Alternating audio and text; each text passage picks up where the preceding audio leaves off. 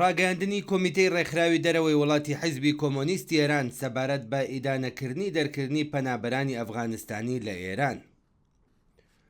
ڕژیمی کۆماری ئیسلامی سەر لە نوێ سیاسەتی دژە ئینسانی و سەرکوتگەرانە و دژە کۆچبەری خۆی چڕتر کردوەتەوە و شەپۆلێکی نوێی دەرکردنی زۆرە ملێ و گەڕاندنەوەی پەنابەرانی ئەفغانستانی دەست پێ کردووە.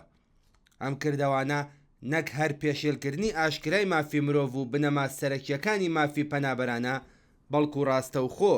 ژیانی هەزاران کەس لەوانە ئەو منداڵانەی کە لەدایکبووی ئێرانن یان ئەوانەی کە ساڵانێکە لەم وڵاتەدا ژیاون و ئێران بەکردەوە بووەتە تاکە مەنزڵگە بۆیان ڕاستەوخۆ دەخاتە مەترسیەوە. ڕژیمێکی کە خۆی هۆکاری ملیۆنها پەنابەر و کۆچبەری ئێرانیە لەسەر تاسەری جیهاندا، ئێستا لە ڕەفتارێکی نامرۆڤانە و فاشیستیدا ئەو پەنابەرە شەڕ لێدرا و هەژارانەی کە لە دۆزەخی تاڵەبان هەڵاتون دەکاتە ئامانجی سوکایەتی پێکردن و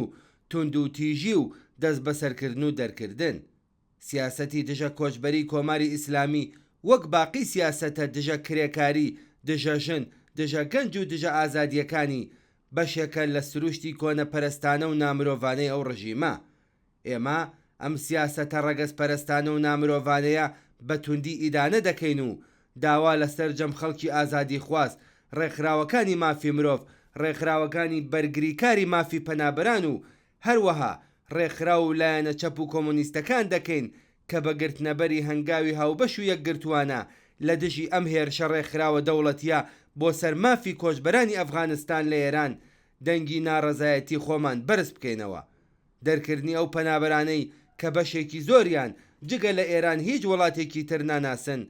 تاوانێکی بە تەواومانە دژ بە مرۆڤایەتیە و دەبێت لەگەڵ دژایەتی و خۆراگریەکی بربڵاو لەسەر ئاستی جیهان بەرەو ڕوو بێتەوە.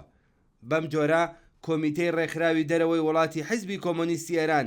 ڕێکەوتی 19 ژیویەی 2025 وەک ڕۆژی ناڕەزایەتی گشتی بەرامبەر بە سیاسەتی دژە کۆچبەری کۆماری ئیسلامی ڕادەگەیەنێت و داوا لەسەر جەم ڕێکخراو و هێزە داکۆکیکارەکانی مافی کۆچبەران، ناوەندە مرۆڤ دۆستەکان و حیزب و لایەنە سیاسی ئازادی خوازەکان دەکات کە بە پەیوەستبوون بەم کەمپەینە ناڕەزایەتیەوە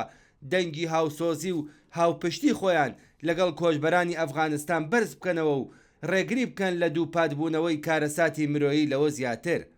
کۆچبەری تاوان نییە،